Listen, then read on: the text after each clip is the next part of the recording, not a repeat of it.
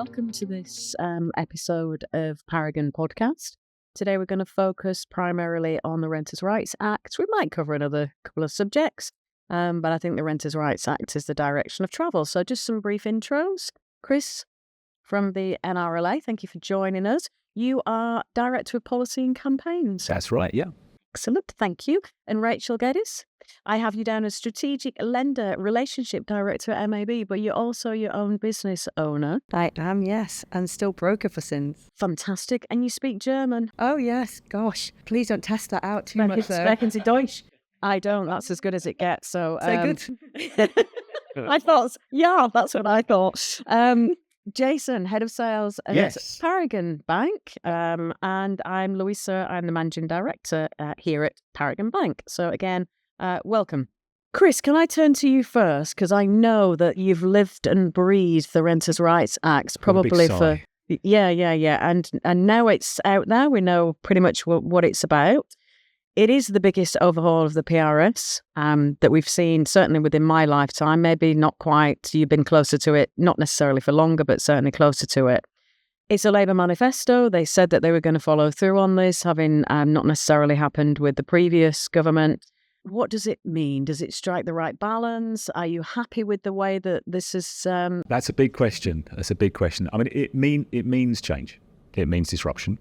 I mean, you're quite right. It is the biggest change in direction for the private rented sector since the mid to late 80s, since the Housing Act in 88, which was, iteratively evolved with 96 and 2004 Act. Really, it's stripping away the core principles of that. The core principle of that was that renting a home was a bit like a commercial contract. Mm-hmm. You could agree a beginning and an end for tenancy, and then you manage the middle bit. That's all really going out of the window now. So the big change is we've got these periodic tenancies. We've got a big shift of the power balance, I suppose, towards tenants and away from landlord. But the big thing is, I suppose, it's a period of time that it doesn't matter if you're a landlord of one property or if you're an institutional investor with 3,000 live units.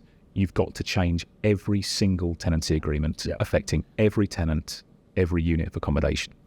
And you've got to change the fundamental terms, but also the way you're going to manage that. So, it is a big disruption to what we call the traditional PRS. It's not an existential threat. I mean, there's a lot of noise around what this means for landlords, and we keep hearing that term exodus. There's an exodus of landlords. There's absolutely not. Mm-hmm.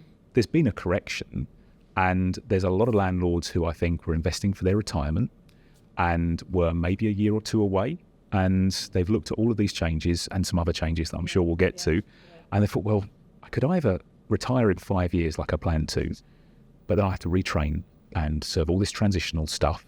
And let's face it, risk a fine if I get it wrong, quite a substantial fine. Yep. So maybe I'll go now. Yeah. So we've seen a bit of a change there.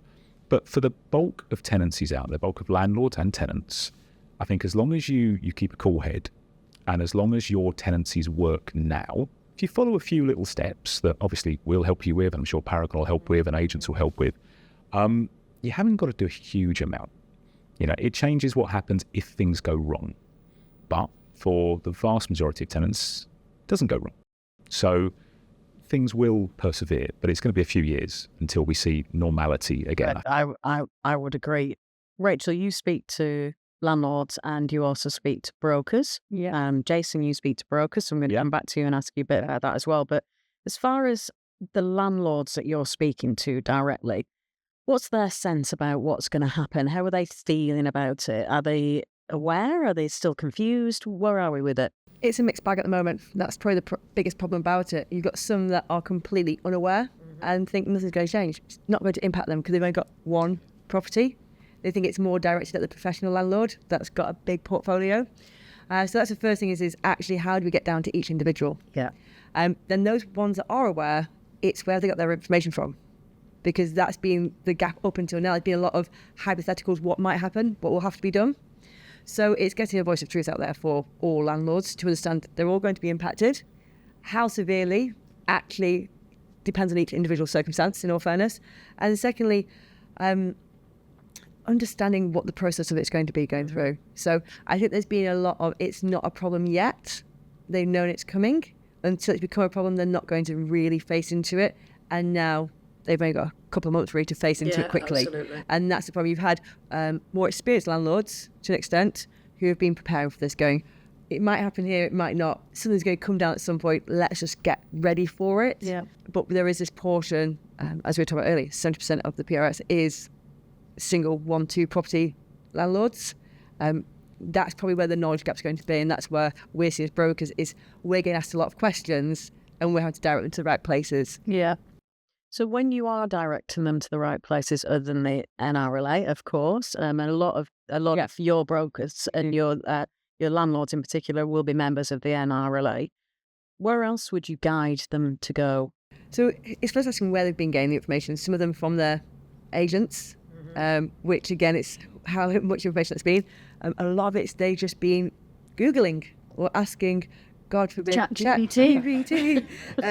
And it is exactly that. So internally for ourselves, if I talk about group for a second at MAB, we've actually built information that our brokers can use for their landlords. So we want to be ahead of that and be able to say to all of our brokers, when you're speaking to your landlords, you can actually give them this information and feel comfortable and confident this is correct. We're updating it all the time as well as information is coming through to give them a voice of truth. Unfortunately, a lot of them were just going down the Google route and going, actually, it's not affecting us, or they're saying it's going to happen in 26, it won't be 28, it'll be 2030, or they've been getting it confused with other things that are changing. Yeah, because of course there has been a lot of change and landlords are seeing compounded changes. So, you've got the tax changes, you've got other legislative changes. There's 160 plus pieces of legislation that the landlords have got to adhere to.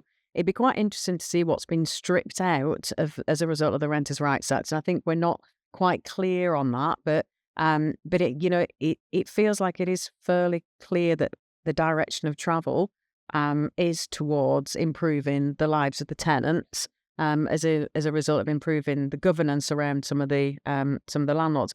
So, Chris, specifically 4 or 5 bullet points, what is changing in the first phase? Sure. So the first phase, which is May the 1st for most changes, the big things are every tenancy that currently exists will lose its fixed term, so that will become periodic, as they call it. So the AST of old. The AST will be no more. I don't think the government have actually settled on a name, but it'll effectively be an assured periodic tenancy or something like that.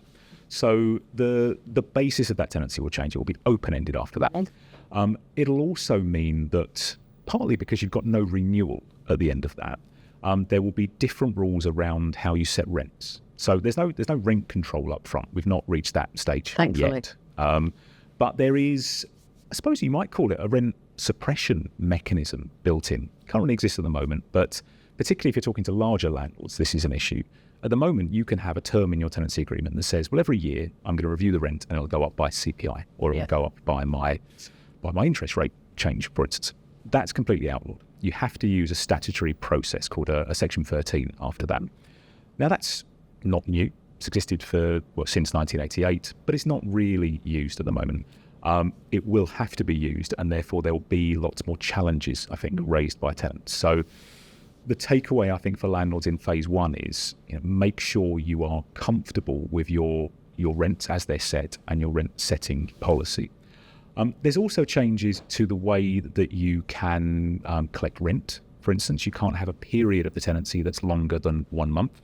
So you can't take multiple months' rent in advance, which, contrary to some of the media lines, very, very few landlords do. But it's quite a useful risk mitigation when you need it. If you've got someone with no background, if you've got someone coming to the UK the first time, or actually often someone who's quite affluent but is self-employed and maybe only works 6 months of the year, really difficult to reference, they're normally happy to give you 6 months up front. Not allowed to do that anymore. And then there's some changes to the grounds that you might use for ending a tenancy. Now, the big one is there's no more Section 21. There's no more no-fault possession. Now, that's because there's no fixed term. And again, contrary to what most people think, we could never use Section 21 during a fixed term. We could only ever use it after the fixed term. Most misunderstood element of the Housing Act at all, but it's gone. There won't be that confusion. You'll have to use Section 8, which is the grounds-based system. Most of those haven't changed. You can still apply to court to regain possession if there's rent arrears, although you've got to wait a bit longer. You've got to wait until there's 3 months rent arrears built up before you can apply to court. and you've got to give 4 weeks notice instead of 2 weeks notice. So actually, I've never had a good answer from the government about why they've changed these. The notice period I can kind of get behind, a bit more time to deal with debt, but 3 months versus 2, most people have forgotten that's what it was written as in 1988, and it was changed because it was too long. We'll wait and see what happens there, but that's still there. There's a couple of new grounds to replace Section 21. So if you want to sell the property or you need to move back in or move a family member back in, that's a new and a strengthened ground, respectively. And the notice periods are longer. So big difference there is if you do need to regain possession, you've got to have a reason. Now, landlords have always got a reason, but you've got to be able to justify it in the court forms. And you've got to, in most cases, serve more notice. So in most cases previously, you might have had to rely on 2 months' notice. For the most part, landlords will rely on 4 months' notice using those grounds. The only time the tenancy might be brought to an end in 2 months' notice, and this is where a lot of landlords will suffer, I think, is the provisions for ending the tenancy are not equal. Landlord has to apply to court, has to wait 4 months. Tenants, at any point from the beginning of the tenancy agreement, can serve 2 months' notice and they can walk away. And I think actually when all the dust settles, that'll be one of the biggest risks for landlords. It'll be, how long do I wait for the courts? But also, how do I have any certainty my tenant actually wants a long-term tenancy? Yeah, absolutely. Other than, they've just assured us that they're going to stay. Yeah. Well, if you're a landlord in central London, where we are now, you're competing with premium lets. If you've got someone who's coming to the city of London to work for a few months, they can go to an Airbnb or a serviced apartment and pay an absolute fortune for 2 months. Or they can tell a landlord like me, oh no, I want a long-term tenancy agreement, please. Sign up and immediately serve me notice because I'll be gone in 2 months. Yeah, interesting. Thank you for that. That was really helpful. And I can only imagine the number of times you've had to explain that. So now and again. So that is awesome, Chris. Thank you. Jason, when you're out and about and talking to brokers, yes, like Rachel and beyond, what sort of questions are they asking you? So I'd say there's probably 3 main areas that we're getting asked. And I think one of the biggest concerns that we find from speaking to brokers is how is this going to impact the mortgage application process? What's going to change? What additional information are you going to be asking for? And I think, lenders have done a relatively good job, but could probably do a little bit better of just trying to settle the nerves on the back of that. I think, questions about, on the back of exactly what Chris was then talking, about a prolonged, getting vacant possession of a property. Stress testing, is that going to increase? Do you require more savings in the background to cover potential where, if a tenant hasn't paid, you've got to go down that route and, obviously if they're not paying, they're not going to pay right up until the day that they leave. So kind of those bits there are probably the main bits that we've been asked on the back of that. And as well as that, just Chris also mentioned this regarding, the tenancy agreements. Who's the gatekeeper for this? If I'm a broker and I send a portfolio into Paragon and you're refinancing 2 deals, but we can see the borrower's got 10 properties in the background, are you asking questions as a lender as to whether or not they're compliant with the tenancies in the background or not? And again, with that, we're trying to settle people's nerves and say, from our point of view, nothing really changes. I think it's interesting. I've been asked the same questions and I've asked some of my industry peers. The main thing is does the ICR still work? And, once you've underwritten both the landlord and the property, does it still stank up as a buy-to-let? Yes, it does. Then nothing else changes. We just won't be asking for an AST because ASTs don't exist anymore. So I'm not expecting to see any changes, certainly within Paragon. And when I speak to, as I say, my peers, there's no expectation of any changes there either. So hopefully the brokers can feel some sort of reassurance that nothing is it's going to change immediately. As things progress and as the world changes and evolves, there may be some changes, but immediately I don't see any changes. Just talking about communication, we mentioned this before. MHCLG, obviously, who have built this and brought it to market, are also doing a lot of campaigning around how that they can educate landlords in particular, less so tenants. I think tenants is the second phase for this. It's more about getting landlords on board. So I've seen some of their advertising. I think it's pretty strong. I think it gives a good message. But I would just say to the audience, have a look on the .gov website as well, because there is some really good educating information outside of that we've talked about with MAB, certainly Paragon. We've got a piece on our website or a page on our website around the Renters' Rights Act, and we'll continue to update that Chris, I'm going to come back to you as the font of all Renters' Rights Act knowledge. What's next? Oh, what is next? I mean, we mentioned before this is phase one. So there are 3 phases in this, and they get progressively less certain about exactly what's going to happen and what the timetable is going to look like. So when we progress past May, most of the transition should happen in a fairly straightforward way. You've got to serve a notice on your existing tenants. You've got to use a new tenancy agreement. That's all fine. As we move into the autumn, there's an expectation that some of the other elements of the Act will come into force. So you've got quite a lot of different bits and pieces, most of which landlords don't need to worry about on a day-to-day basis. They're changes to anti-discrimination law. Landlords aren't, by and large, discriminating. I wouldn't worry too much about that. There's changes to sanctions and enforcement. Again, not really that important for most landlords. The bits that will be important are 2 big kind of set pieces. So the government's committed to a landlord database. Yeah. It's changed its name dozens of times, and Do we have what a it's going to current contain. name? They're just calling it a database now, just a landlord database That or a would make PRS sense, wouldn't database. it? Mhm. It would, although I'll be honest, I'll put my hand up. With the last government, I spent a long time trying to convince them not to call it a register or a database, just because so many landlords had a natural instinct against registering, and they didn't want to register. Whereas when they called it a portal, most landlords just said, how much is it going to cost? That was the big concern. And to be fair, that is the biggest concern for most landlords. Is there going to be a big financial barrier to entry? And we don't really know at the moment. The government is piloting that, but they're piloting it in almost single figures. It's a very, very small exercise at the moment. So far, they've said autumn of this year, autumn-winter, is when that can roll out. I'm a bit sceptical. I'm not sure actually it will be ready to roll out. I think we could be looking well into next year before that's less appeal. And we don't really know what's going to be part of it, because it could be any number of different elements included. There's also, and I think slightly more positively, the commitment to introduce an ombudsman.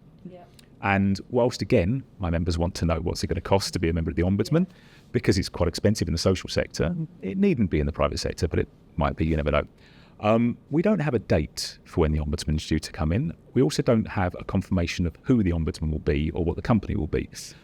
There was a preference towards the housing ombudsman, a guy called Rick Blakeway, used to be the deputy mayor for London for housing, but very closely associated with the Conservative Party. Not entirely sure whether the current government will still want to use him or not. He's very well respected.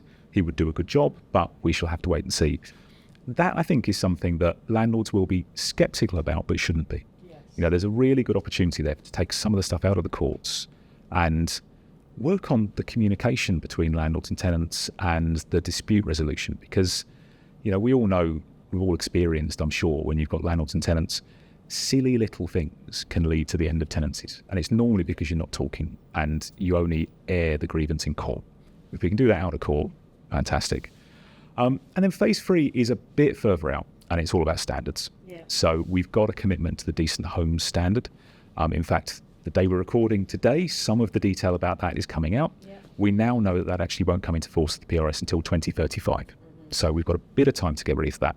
Now, I would say to landlords, if they're worried, it can be a bit scary to say there's going to be a standard and you're going to have to adhere to particular quality standards. They really don't need to be worried. It's taking a lot of different bits of regulation and legislation and bringing it together in one package. It's not the Decent Home Standard that exists for the social sector. It's not telling you your bathroom's too old or you can't have, a toilet on the ground floor adjacent to a kitchen. It's taking all of that stuff out. It's just saying that you can't have any serious hazards and you can't have the kind of, let's say, damp mold that's going to be injurious to health. So not really much to worry about. Arguably, I would say that should have been the priority over and above some of the other changes that they're implementing earlier. Yeah, I think there's so much wrapped up in it that it's just taking time. And actually the delay, I think, has got more to do with the social sector than it has the private sector. So social sector have had the Decent Home Standard and before that Decent Home Programme since 98. They've had a huge amount of money pumped in. And actually the way that they met the Decent Home Standard was by demolishing most of the undecent homes. So I'll be curious to see what kind of investment there is in the private rented sector for that. But as we'll have seen through some of the tragic stories that we've seen over the last couple of years in the social sector, marking their own homework hasn't really worked. And actually the government is much more worried about showing up social housing providers than they are about showing up private landlords. Hence the delay. The delay, yeah, because they want, I think it is quite logical to have one benchmark. It doesn't matter whether you're renting privately or from a social landlord. You should have an expectation of a decent home. You absolutely should. I completely agree. Rachel, from the landlords that you speak to, how do you think that this is going to affect their behaviour? Do you think that they are going to immediately change overnight and everything's going to be different? Or what are you seeing or what are you hearing? So, and this is probably coming on to something we're going to talk about later on, is there's been a lot of confusion regarding what's needed here is actually just about the EPC. And that's where the wires have got really, really crossed regarding what they need to do there. So I think a lot of landlords as a whole have actually tried to ensure that the properties are in the right condition for the tenants and look after the properties and maintain it very well. Some of the landlords are saying, well, that's what pay a management company to do for us, to look after it. We own it, but we give it to somebody else to see through. You've then got the other side where they're going, well, we go in and freshen up between tenancies. That's surely enough. I think because so much has got a long stamp on it from a time perspective, they're going until it's a problem. That's a small minority. The rest are going, actually, what do we need to do to be right? I think as we've seen this industry, it's become such more of a professional market over the last few years because of all the other things that we've talked about in the past. And landlords are going, actually, let's just be ahead of the game. Like, something's going to come down at some point. And they're seeing it actually as a premium for a higher rental if the properties are more energy efficient, are in a better condition, are maintained, are looked after. They're doing all this to actually get what they see as the prime tenants in. Mm-hmm. I think with what's going to come down the line, though, and it's been quite interesting speaking to landlords regarding ombudsman and how that's going to... They've got a lot of questions like, what does that mean to them? Is it going to be that every complaint is going to be upheld? I think they just want some peace of mind that it isn't completely in the tenant's favour. I think there's been a need for a shift to make it more of a playing field because it's probably felt a bit more all in the landlord's favour over the last few years. But they are very cautious of that. The ones that are big professionals are going, we're just going to be a more professional industry. Your individual landlords are going, what does this mean? Are we going to be able to provide evidence and argue our points if we've had a tenants discussion and so on? I think that's probably their biggest concerns is how it works about removal of a tenant now going forward. And communication is key. I think that's going to be quite interesting for us to see from a bigger industry point is how many landlords are dealing directly with their tenants. And is that actually the right way to be going forward? Because a lot of those little communication breakdowns are over tiny little things. Could some form of agency, or there's a letting agency, management company, be doing something to actually do regular check-ins? Because at the moment it's all the tenant complains about something, the tenant's got an issue. Yes. What happens in between times? I think there's a bigger piece that needs to be done here behind the scenes, and where that sits, because it won't sit into any of this. Does it sit with the letting agents and management agents, with ourselves as an industry, to say, actually, can we help landlords here? Can we give them some kind of security to avoid the breakdown communication? A lot of the times those people, it was their previous home. Oh, absolutely. There's a personal... Yeah, I mean, it kind of feels like it's a natural switch towards some form of tech solution, whether that be AI-based, dare I say it. But, there's some sort of tech solution, because the bottom line is that if the landlord falls foul of any of this new legislation, the landlord pays the fine, the letting agent doesn't pay the fine. From what I can see, it's all the responsibility of the landlord. So there feels like there has got to be some level of intervention in support of their landlord to make sure that it's easier. As I say, dare I say, some sort of tech delivery feels like it's in support of this. I think it's got to go both ways. I know we're focusing on the landlord today, but the tenants are all looking at information right now. Where are they getting their information from? Is it going to have more breakdown? Yeah, as yet they're not. And that's the thing, could we see as we get closer to May or post-May, more breakdown communications because the wrong information is getting to the tenants? I think it's really important that if it is a tech solution, the message is given out to both at the same time, what this looks like for both sides, purely for the fact that it is about giving this a fair playing field. Actually, I'm hearing from landlords, but I'm also hearing from tenants. And what landlords are hearing from their tenants going, actually, well, do we renew our contract? Do we need to renew our contract? They're all coming up. What's these conversations looking like? And also landlords who are taking new tenants on right now. How's that looking? Confusion. I mean, there is confusion. And I think part of the problem is, and this is not a party political point because both main parties have tried to do this, it's taken so long to get there that there's a group who think this happened a long time ago. I don't need to worry now because that was announced a couple of years ago. Didn't Theresa May do that? Well, no, never actually happened. There's a group that have been monitoring a bit more closely, and now they're getting to the crux of it and say, well, how come the bill became an act last November and I still don't know what my new tenancy agreement looks like?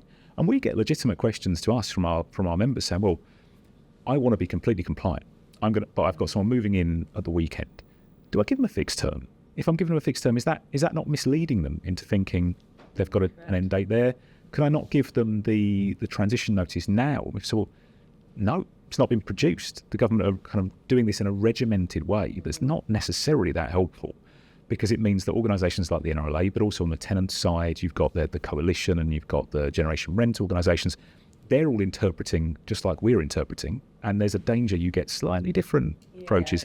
You know, even if I'm sure we all mean well, but there's going to be a little bit of tension in there, and that's the difficulty. I mean, there are opportunities for tech. I mean, as part of our offering, we have something called Portfolio that allows you to serve all this information. But ultimately, that's really useful in your record keeping, and that's going to be crucial, absolutely crucial.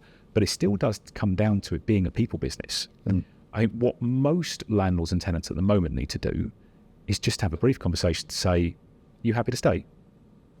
You happy if I stay? Yeah? Great. Then we'll deal with the paperwork when we need to. But let's just not worry. It works for us all. It'll stay put.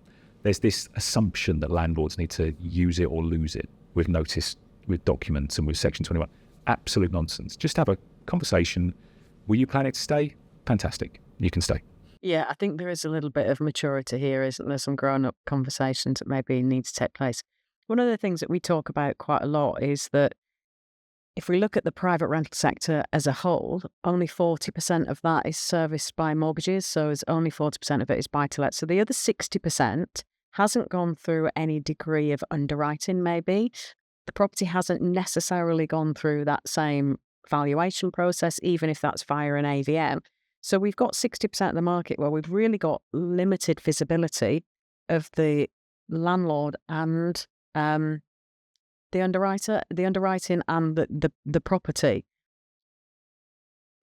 What can we do to either get in touch with those customers or get in front of those customers to make sure that they've got a clear set of rules and they know exactly what's being said? Because we can do our bit, and when we're taking in new landlords, we can communicate with them and do effectively about the new rules, etc. And I know other lenders do the same thing. But I worry about that other 60%. And if I'm being honest, the reason why most of this act was brought into place is probably because of a small proportion of that other 60% where there's no visibility. So that's the bit that I worry about. And similarly, I think it's a really good opportunity because a lot of these landlords will be thinking, I want to hold on to my property and maybe want to flex my borrowing against this property because I want to do some upgrades, etc., to fit in with the new laws and the ones that are coming down the road as well. But I just wonder if you've got any thoughts about how we get in touch with those 60% of feral landlords that don't choose to do a buy-to-let mortgage. It's the $1 million question, isn't it? I think if I had the one true answer, we'd have more than our 110,000 members. They'd all be in membership because we struggle to get to them as well. I think part of it has got to be piggybacking on that government message. Because we mentioned before, this, whilst I can be a bit critical of the government's attempts to communicate with landlords, they are trying. And this is probably the biggest broadcast campaign they've had since tenancy deposit protection. Yeah. So piggybacking on those messages, I think, is really useful. I think also, whilst I am the biggest advocate of keeping calm and letting this market carry on, we've got to frighten them a little bit. Because if you don't do some really simple things, and I would definitely stress they are simple things. If you do them, you're completely compliant and you've got nothing to worry about. If you fail to do some very simple things, the immediate reaction from a lot of local authorities is going to be to find the low-hanging fruit and to go after fines. And we've got fines that are starting at about 7k. Yeah. And that's for not giving your existing happy tenant a transition notice. Yeah. Or not realising you couldn't take 2 months rent in advance. Very simple things that you didn't have any malice of intent, but you didn't understand, so you got wrong. So I think some of our messages out there, whether it be through social media or our media appearances around this, or working with local government and central government, and local government's going to be quite key, because they have landlord forums and they have unpopular things like council tax bills that they can put leaflets into and litter bomb their population. Little things like that, pointing out that this is not insurmountable. You don't need to bury your head in the sand, but you do need to act. It's a little bit like I don't know why am I ever going to use them as good practice, but a little bit the way that HMRC do towards the end of the tax year. Just pointing out, you haven't got to do much, but you've got to do this one thing, otherwise we're coming for you. And that's probably the message. Although, of course, there is another lead up on that one as well, making tax digital, isn't there? But we'll save that one for that exciting conversation maybe for another podcast, because I think there is a little bit more in that. Jason, yeah, brokers, what are the opportunities here for brokers? Because I think that there is a bit of fear mongering, and when the buy-to-let market's doomed, and I think the buy-to-let market is alive and well and thriving. In particular, I would say that. But what is opportunistic as a result of this for brokers?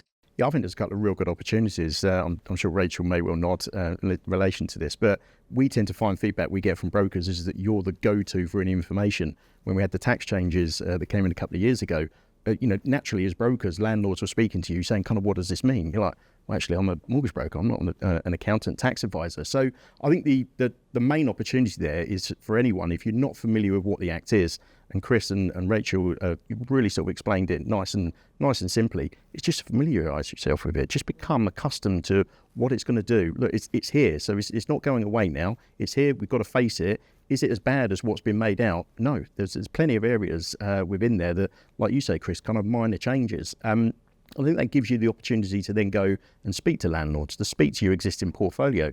And, there will be brokers who've got landlords who've got a number of unencumbered properties. What conversations are they having in relation to that? Like you say, what have you done about this? Are you aware that if you accepted 2 months rent up in advance, that potentially you're going to be breaking the law going forward? Kind of those kind of conversations there. And naturally, any conversation, certainly if someone's looking at making improvements to the property, I think it's an absolute no-brainer. When you're looking at that, further advances with lenders, obviously, like refinancing, capital raising, etc. Real good opportunity from there. So I think that's the one thing that I would say, and we've tried very hard with our BDMs, is to get them as educated as we can on the Renters' Rights Act, and we've done a couple of actual interactive sessions with brokerages, just trying to just kind of put it into kind of simple terms, and just kind of say, this is here, just trying to sort of relay any kind of fears that they may have in terms of the marketplace. And I think, from a broker's point of view, if you're not familiar with it, reach out to lenders. I think lenders, as buy-to-let lenders, I do think we have an obligation to try and, release material marketing information on the back of that. So tap into the lenders, especially lenders like ourselves, buy-to-let lender. This is in our DNA. So, reach out to those lenders, familiarise yourself with it, and speak to your landlords. Because again, with that, don't just rely on, maybe send them an email every once in a while. Make it interactive, because if you're not speaking to your landlords, there's a good chance someone else is. Including your lender. As we know. We talked about the exodus that is about to happen. We're not seeing that at all at Paragon. Now, that might be because of the nature of the type of landlords that we have at Paragon. They tend to be larger landlords who've got, multiple properties, but we are not seeing that. We are seeing those landlords that are naturally saying, I'm at the end of the road here because I want to retire. What's next for me? How do we think about trying to retain those properties within the PRS? But just by way of reassurance, we are not seeing an exodus. So Renters' Rights Act, is there anything else you want to add? Otherwise, I'm going to have a little bit of a conversation around the MEs. Bear in mind the changes that are coming in here. It's not a market that we kind of delve into as a lender, but rent-to-rent transactions. Do you see that fading away now? Because ultimately, if I am the superior landlord here, I'm responsible for anything that my tenant does when they're subletting the property. How do you see that market? I think most responsible landlords, most risk-averse landlords are going to take a big step back. Okay. I mean, you would be unwise, I think, if you were that traditional amateur landlord, with half a dozen properties. I think you'd be quite unwise to expose yourself to that market too much, because as you say, this is shoring up some uncertainty there was in the market about who was responsible. And you don't want to be a landlord in the worst case scenario who finds themselves with a rent repayment order on a property because they didn't achieve a license, for instance. But even in a kind of normal use case, you don't want to be a landlord getting property back at the end of a tenancy. Well, not there is really an end of a tenancy, but when that rent-to-rent company decides they've had enough, or they haven't made the money, the influencer who got them involved, promised them they'd make, when they exit, you don't know who's in that property. Effectively, you have people that you are probably going to end up treating as tenants that you did not vet, that you have no information about, who may have never paid you any rent. So I would definitely say take a step back. There'll be niche markets, there'll be segments that still operate. Technically speaking, the government uses them very extensively. I'm sure those will continue, and that's maybe a source of a whole podcast of its own, frankly, working with that market. And for our next podcast. But I would say most will probably cautiously take a step back. I mean, the risk is probably those landlords that are in it now, that signed up to quite long-term agreements, which probably aren't ASTs, so they can't get out of naturally just because of the transition, who are going to be quite nervous until the end of those agreements, and then are going to be quite uncertain about what they're left with, because the subtenants, if that's even the right term, will get almost indefinite right to remain in those properties. Of course, of course. And like you say, who's responsible for fines and various other aspects of it. So we had the news delivered around the MEES changes. So the changes particularly around EPCs. So the headline was, properties need to be EPC A to C rated within the private rental sector by October 2030. That's the headline. So you kind of go, oh, wow, that's a big headline. That's a big gig. That's going to take us not an enormous amount of time to actually reach that.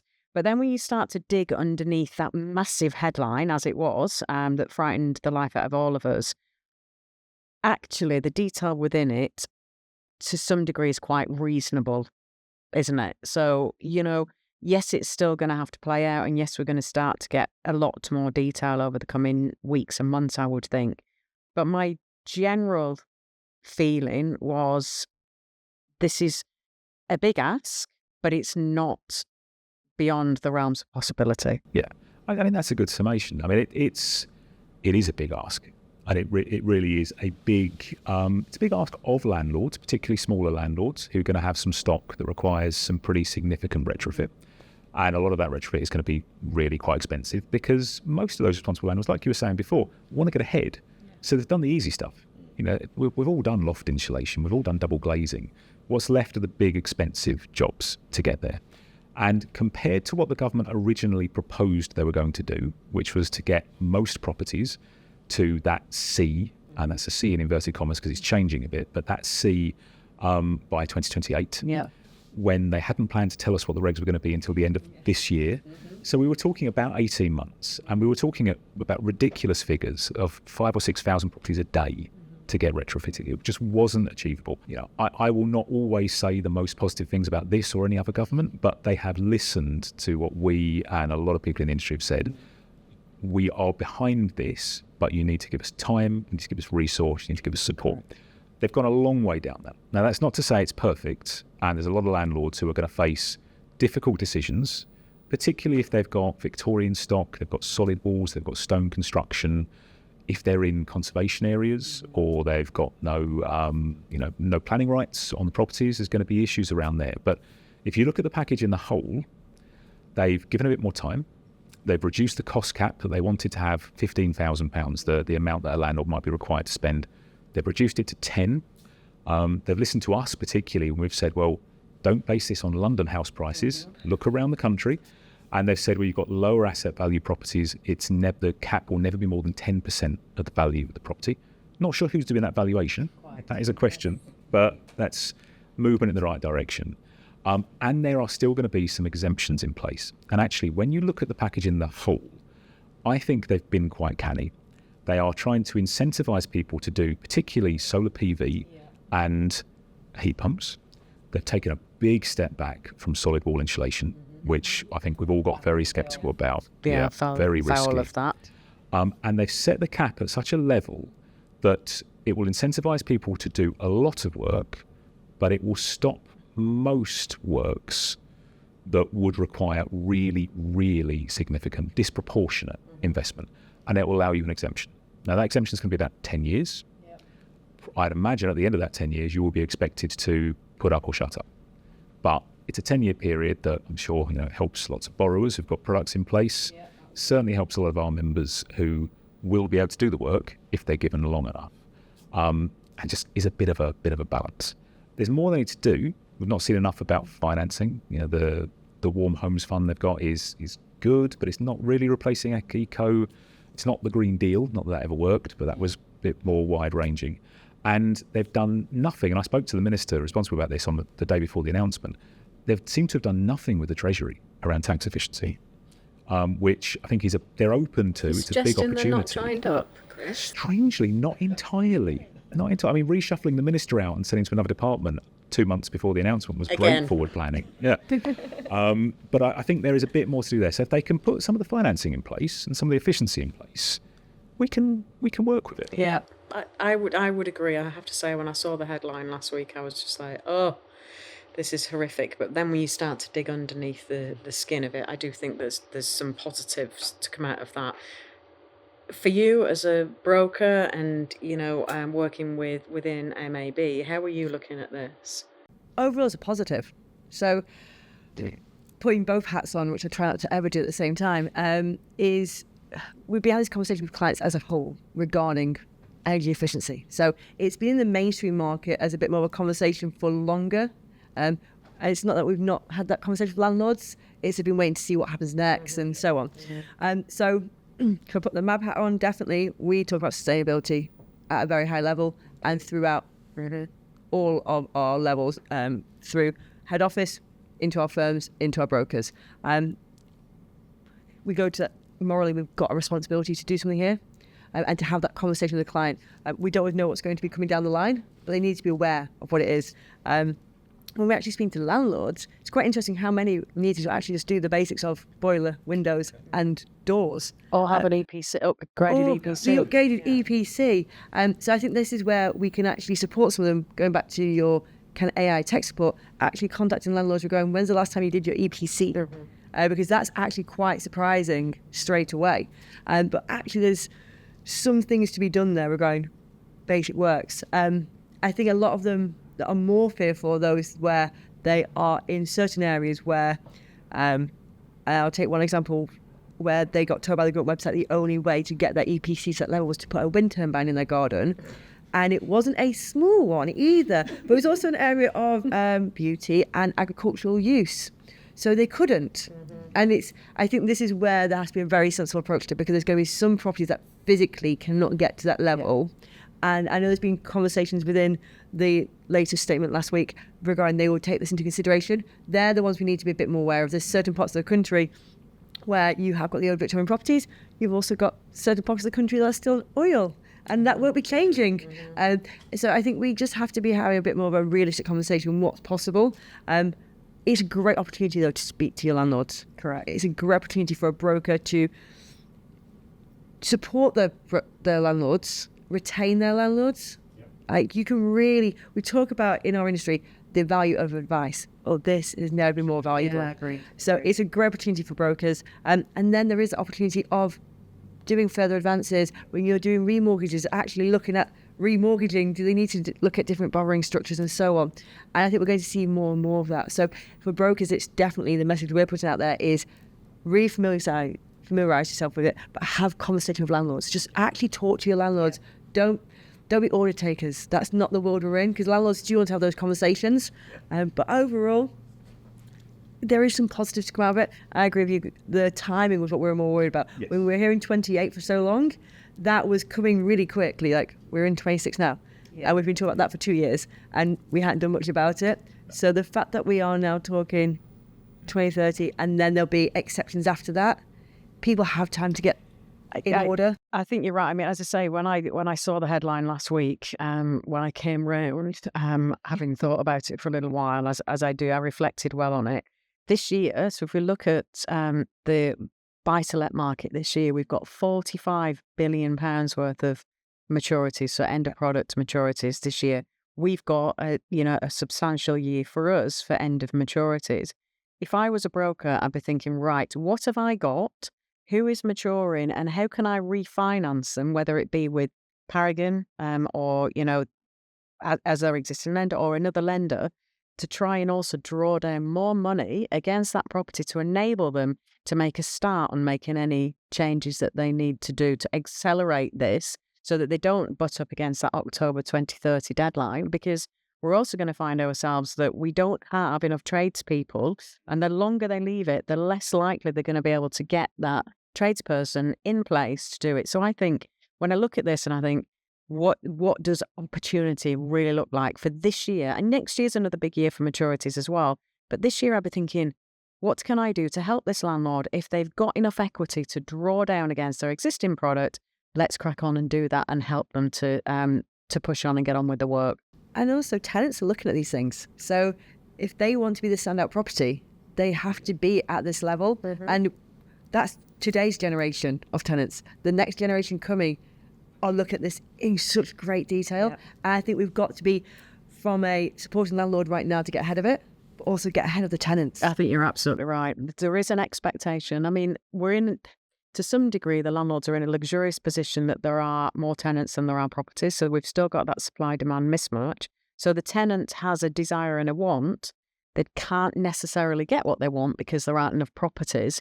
But should that situation change, as we've seen the government making moves towards, or the regulator making moves towards supporting more first-time buyers onto the housing ladder, if that situation changes, you're absolutely right. As a landlord, I need to be saying, how does my property stand out from number one, Acacia Road? And I can probably charge a premium on my rent for having that better property. So for me, I think that once I've said I've come to terms with this, I do tend to overreact to some of these things initially. But once I've reflected on it and come to terms with it, this is a massive opportunity. I think actually in that communication piece, there is an opportunity, because if you were to say to the majority of landlords, you need to do this so you stand out because tenants will be looking for it, they will say to you quite legitimately, tenants never ask me about energy efficiency in the property. They might ask to see the EPC.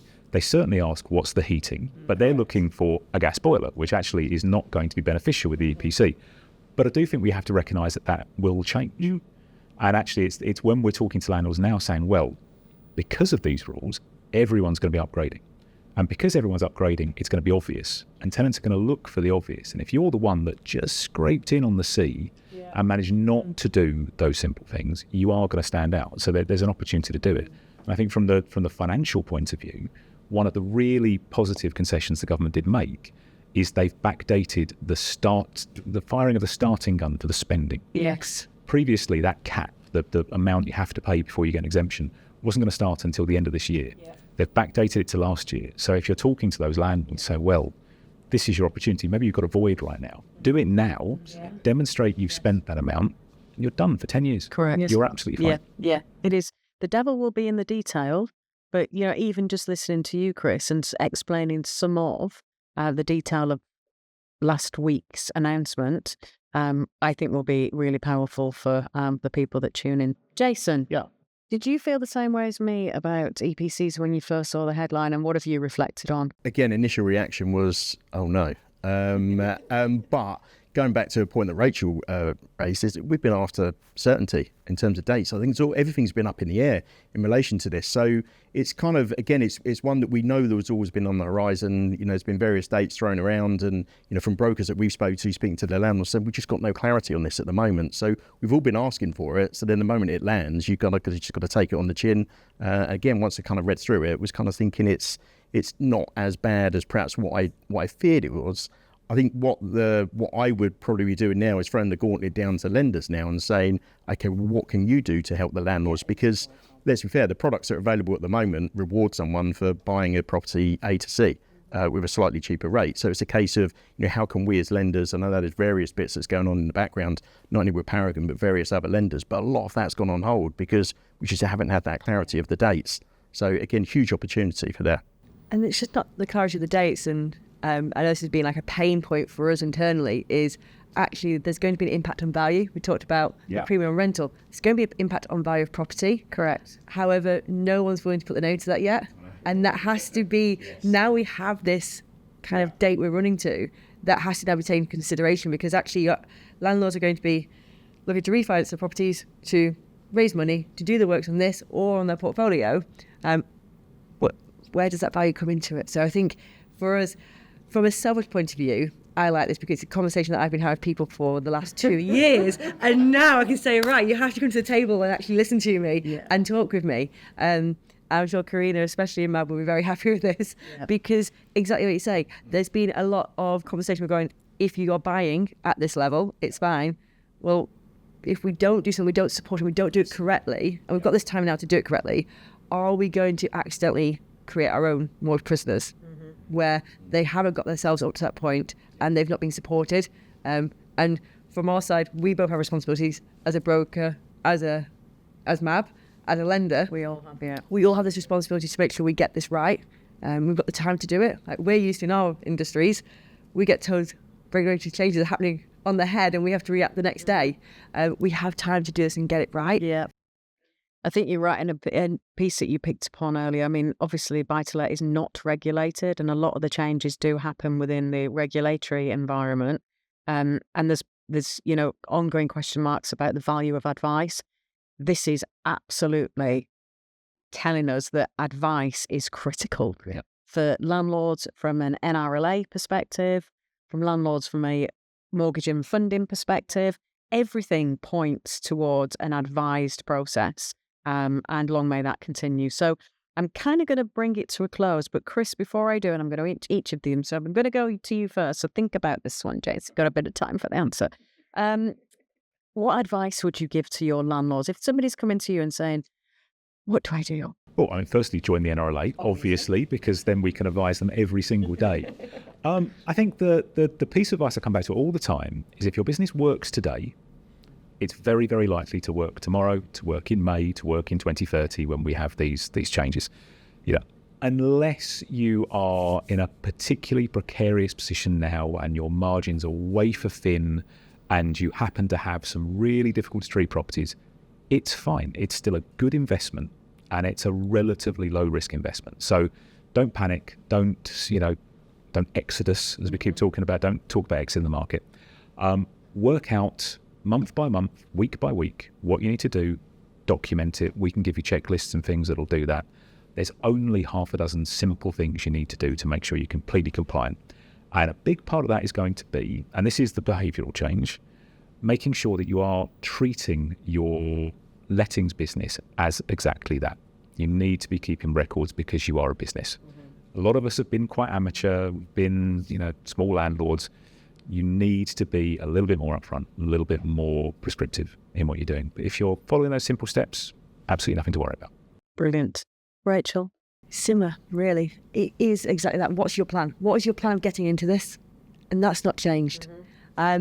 Take a step back a little bit and actually look at what it is. Don't go in panicked. The buy-to-let market, we've been saying all along, it's buoyant, it's vibrant. There's too many tenants out there. It's still a great market. It's about doing the right thing. And it is minimal. There's been a lot of fear-mongering. I think that's where we've got to take that noise away. There's been such fear about what it could be. Now we've seen it. Actually, it's very practical. It's very easy to follow through. And like you say, speak to the right people. Reach out to yourselves regarding how you can support and reach out to brokers regarding how they can be supported on this side of things. There's lots of support out there. Big thing I say is don't try and figure out yourself. Unless you are one of us two and yourself, because you don't know where you're getting that information from. Is it correct? And like you say, the fines are substantial. You don't want to have missed a tiny little trick because you took the wrong information. So take the advice from the people who can give you the advice. Yeah, brilliant. Thank you. Jason? Yeah, so if I was to give advice to brokers, I'll probably break it down into three categories. First one, which they've touched on there, don't panic. Like, this is far from the end of the world. The second one is just familiarise yourself with it. You don't need to be an absolute expert on what's going on, but you need to know enough about that. So again, use the trusted sources, lean on lenders for this type of information. Absolutely just lean out to buy-to-let lenders and say, what can you tell me about the Renters' Right Act, for example, and where can this impact me going forward, and where can it also impact my landlords going forward? And the last bit I'd say, speak to your landlords. I know it's stating the absolute obvious here, but I think the stat of what we see around about 44% of our product switches come to Paragon from a different broker and a different firm who submitted the original deal. So it kind of says that everyone thinks that they've got a great CRM and, like contacting clients. But if you just kind of send in an email once every 5 years, like I said, I touched on this earlier, if you're not speaking to your landlords about things to do with the Renters' Rights Act, someone else is. You don't need me to tell you what that ends up with. Yeah. I would agree. I think my thoughts on this we're falling into a rate decline environment, and we're still seeing rental increases. So if you think about your funding costs are going to go down ultimately, and your rent's going up. So whereas they might have been a little bit squeezed in the past on yields, you can only assume that they're going to go in the right direction. There might be some element of spend to maintain that or to grow that, but property is still a really strong investment. And if you do it right and you follow the rules, I think that, there's a good time to be had still. So I'll finish it there, but thank you, Chris. Thank you, Rachel, and thank you, Jason. Really appreciate your time. And I really enjoyed learning more. Thank you.